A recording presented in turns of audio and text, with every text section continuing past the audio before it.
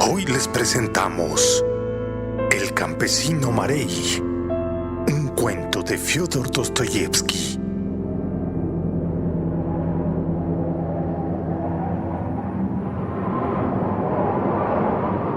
Voy a contarles una anécdota, pero ¿es realmente una anécdota? ¿O más bien es un recuerdo? Bueno, era yo entonces un niño de 9 años. Bueno, no.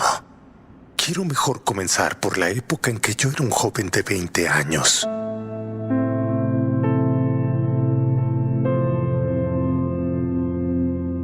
Ese día era lunes de Pascuas. El aire era cálido, el cielo azul y el sol brillaba resplandeciente en lo alto del cielo. Pero yo estaba triste.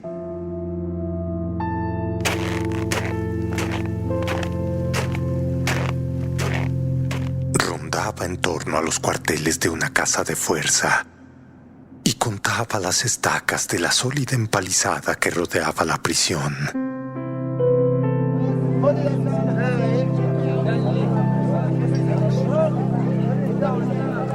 Desde hacía 2 días, la casa de los detenidos, bueno, si es que así podía decirse, desde hacía 2 días la casa de los detenidos estaba de fiesta.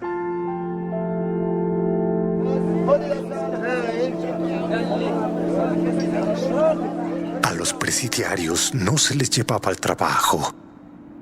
Muchos de los detenidos estaban borrachos y estallando riñas por todas partes. Gritaban canciones obscenas. Jugaban a las cartas. Algunos deportados estaban tendidos medio muertos, después de haber sufrido malos tratos por parte de sus compañeros.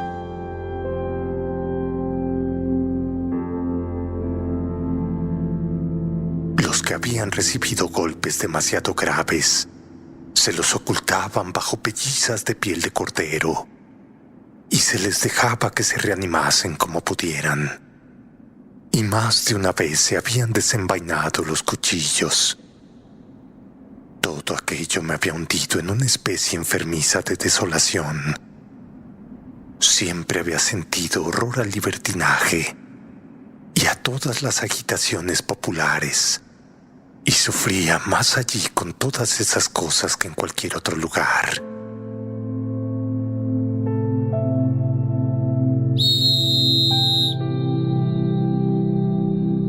Durante las fiestas, las autoridades de la cárcel no visitaban los edificios, no hacían revisiones, no confiscaban el alcohol, pues convenían que era preciso dejar a aquellos pobres diablos de galotes alegrarse por lo menos una vez al año. Pero mi asco hacia aquellos desgraciados reprobos se transformaba poco a poco en una sorda cólera. Entonces fue que me encontré con un polaco, un tal Mishki, que era detenido político. Mishki me miró con aire sombrío. Sus ojos estaban llenos de rabia y sus labios temblaban. ¡Oh! ¡Odio a esos bandidos!, gruñó a media voz en francés. Después se separó de mí. Yo volví a la prisión y lo primero que vi fueron 6 hombres robustos que se lanzaban juntos sobre un tártaro que se llamaba Gazin, al que comenzaron a golpear cruelmente.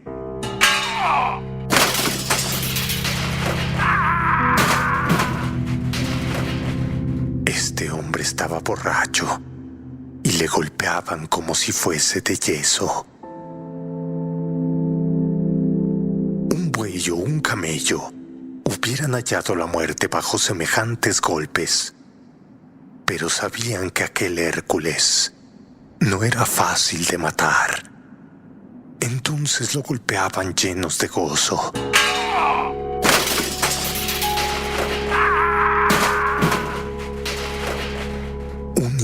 instante después, vi a Gacín extendido sobre un camastro y ya inanimado.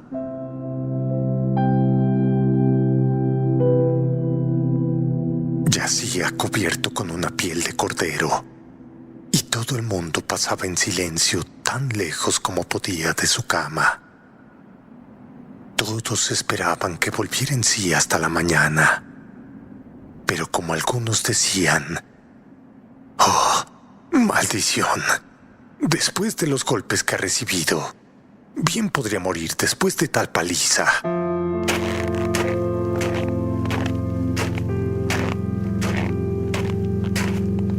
Volví al sitio donde se encontraba mi camastro, frente a una ventana provista de una reja de hierro, y me tendí de espaldas. Cerré los ojos, pues si fingía dormir, no vendrían a molestarme.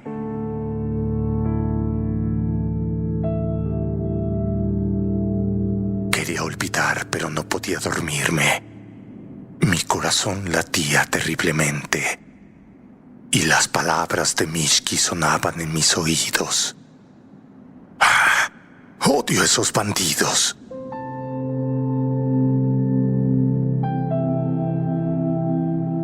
Bueno, pero ¿para qué describir estas impresiones? Muchas veces vuelvo a sentirlas en sueños y son mis más horribles pesadillas. Se notará que hasta hoy casi nunca he hablado de mis años pasados en presidio.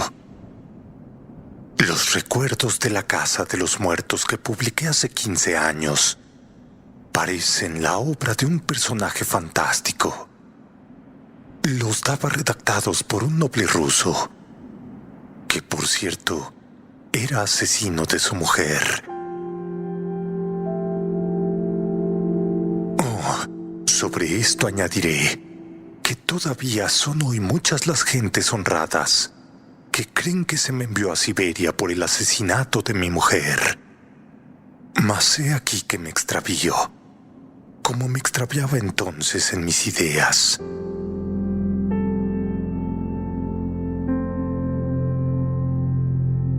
Durante esos 4 años de presidio, volví a ver sin cesar mi pasado. Los recuerdos renacían por sí mismos y raras veces he podido evocarlos de nuevo voluntariamente. Arrancaban de un punto cualquiera de mi historia, a veces incluso de un suceso sin importancia. Y poco a poco, el cuadro se completaba dándome la impresión fuerte, profunda y completa de mi vida. Pero aquel día volví a ver cosas muy remotas, hasta el momento de mi primera infancia.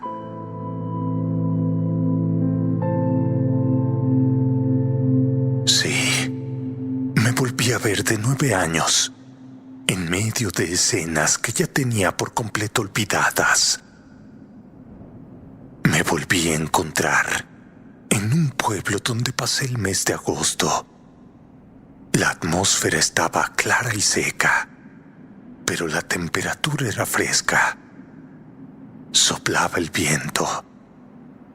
El verano se acercaba a su término y pronto nos volveríamos a Moscú. El hastío iba a presentarse de nuevo con las lecciones de francés. Qué penoso me sería abandonar el campo.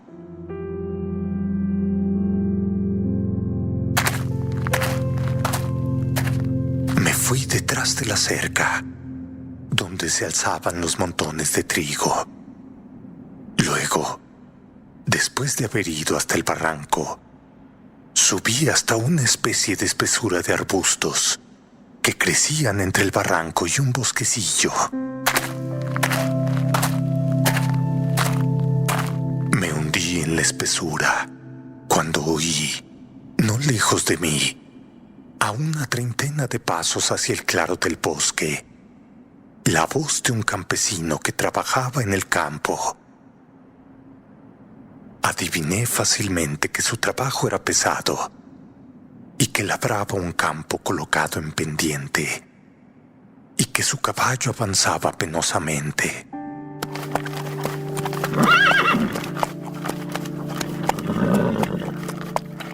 De tiempo en tiempo, el grito del campesino llegaba hasta mí. ¡Anda! ¡Camina! Conocía casi a todos nuestros campesinos, pero no podía saber cuál era aquel que entonces labraba. Esto, por otra parte, me parecía completamente igual. Yo estaba hundido en mis pequeñas ocupaciones. Trataba de cortarme una varita de avellano para ir a molestar a las ranas.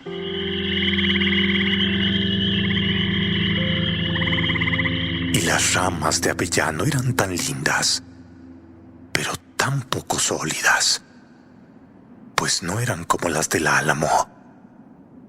Encontré también magníficos escarabajos y unos abejorros soberbios. Recogí algunos y después también recogí algunas lagartijas chiquitinas y ágiles, rojas y amarillas, adornadas de puntitos negros. Pero en verdad tenía miedo a las culebras, que eran más raras que las lagartijas. Oh, había pocas setas, por lo que me disgustó la espesura. En cambio, se encontraban muchas bajo los álamos blancos. Así es que me decidí enseguida a marchar al bosquecillo, donde no solo había setas, sino también gruesos insectos y pajarillos. Y hasta se podían ver allí erizos y ardillas bajo la hojarasca, cuyos húmedos perfumes tanto me gustaban.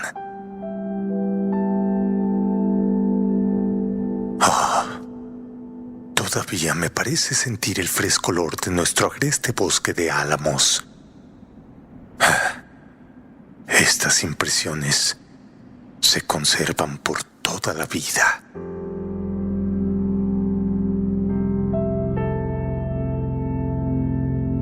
Bueno, de repente, tras un largo momento de silencio, oí claramente este grito.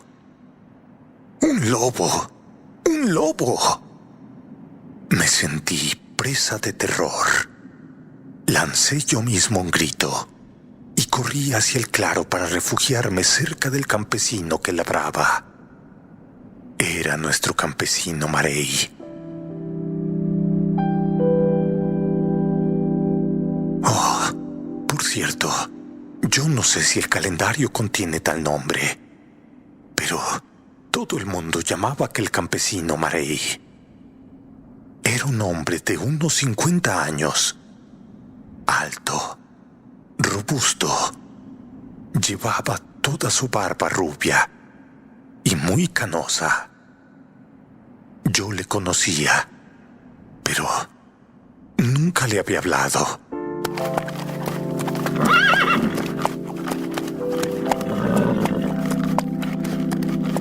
Detuvo su caballo al oírme gritar, y cuando estuve cerca de él, me agarré con una mano de su arado y con la otra la manga de su camisa.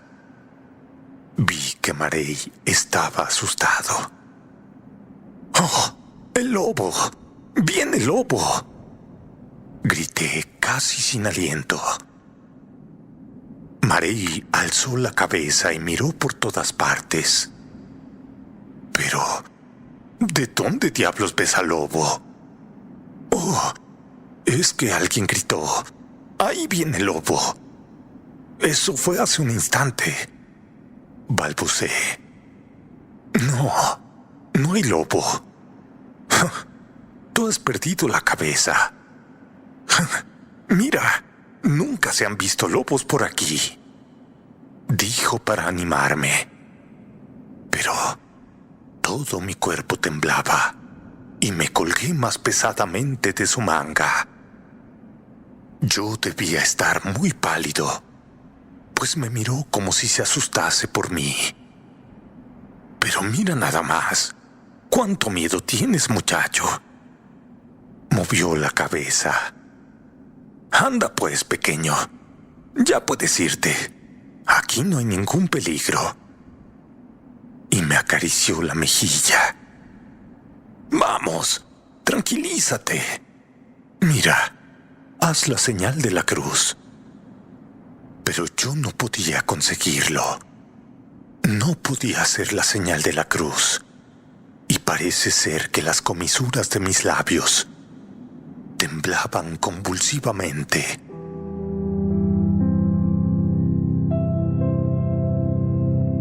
Bueno, alargó cariñosamente su grueso índice embadurnado de tierra y rozó muy ligeramente mis temblorosos labios. «Calma, niño», dijo, y luego sonrió con una sonrisa casi maternal. Al fin comprendí que no había lobo a la vista y que había tenido una alucinación al creer oír gritar. En ese entonces me veía sujeto a errores del oído, pero aquello se me pasó con la edad.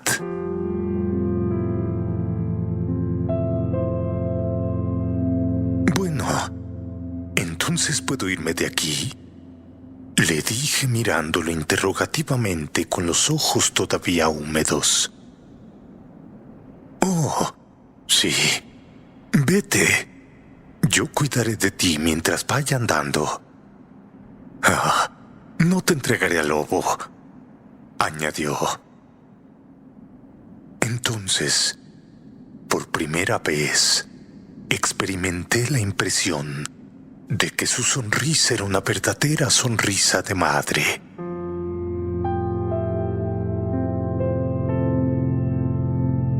Anda, muchacho, que Cristo vaya contigo.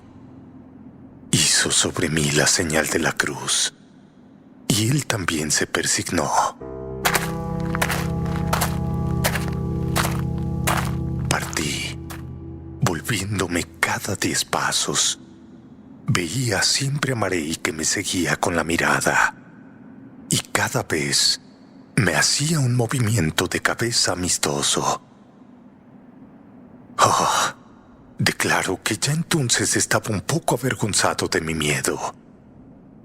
Pero, con todo eso, aún temía vagamente al lobo.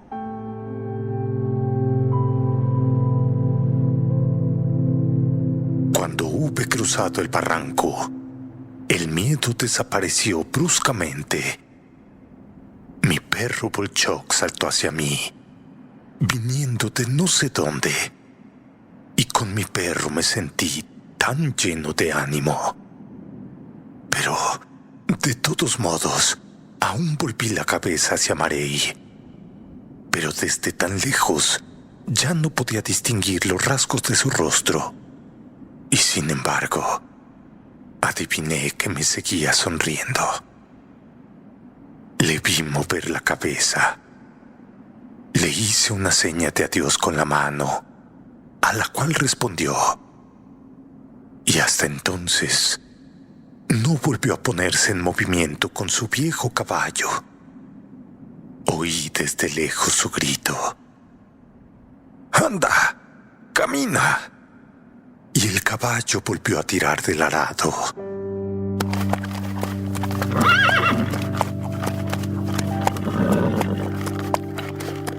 Oh, me he acordado de esto, no sé por qué. Recordé todos esos detalles con una claridad admirable. Oh, recuerdo que, después de eso, no volví a recordarlo. Pronto ya ni pensaba más en ello. Hasta olvidé bastante pronto a Marey y el servicio que me había hecho. Las raras veces que le volví a encontrar después, No solo ya no le hablaba de lobos, sino hasta no tuve con él ninguna clase de conversación. Y bruscamente, 20 años más tarde, en el fondo de Siberia, todo se me representó como si acabase de oír gritar: ¡Ahí viene el lobo! ¡Ahí viene el lobo! Oh, aquella aventura se había en cierto modo ocultado de mí mismo para reaparecer cuando fuese necesario.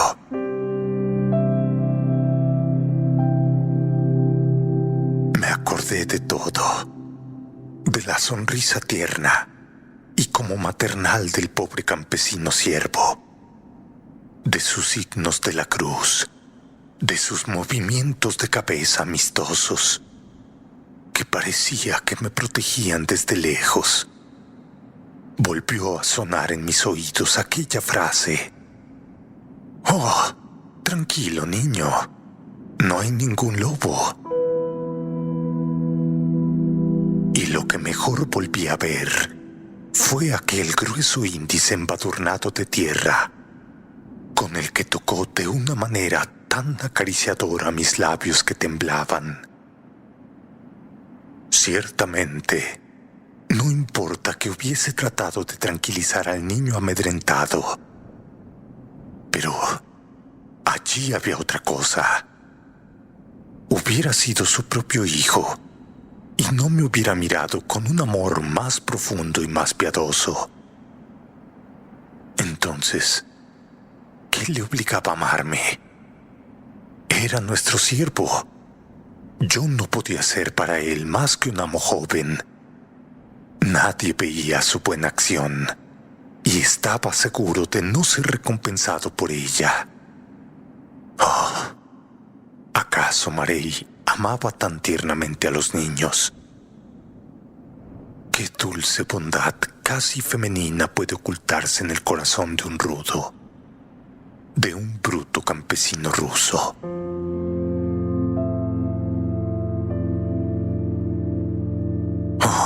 Pero no era de aquello de lo que hablaba Constantino Aksakov cuando celebraba la alta cultura de nuestro pueblo.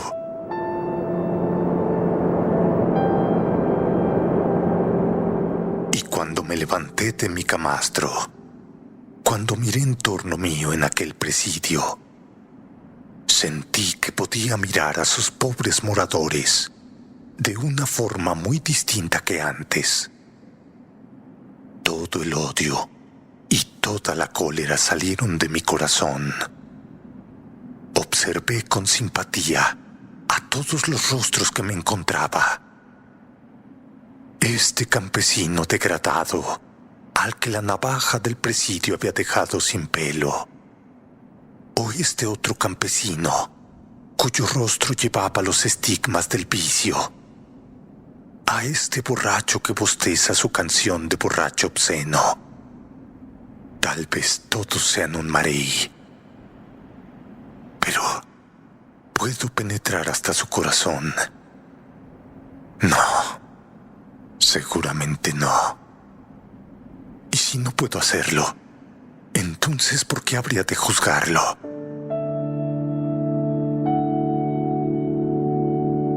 Aquella misma noche volví a encontrar al polaco Miśki. Aquel infortunado Miśki, evidentemente, no era como yo, rico en recuerdos donde representaban un papel gentes como Marey. No podía juzgar a estos tristes campesinos del presidio de modo distinto a como lo había hecho cuando dijo: «Ah, odio a esos bandidos».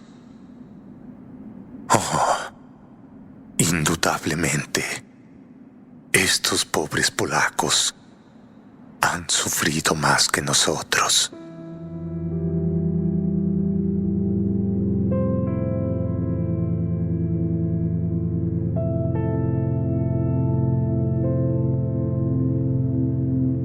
Fin. Si te ha gustado el relato, suscríbete y comparte.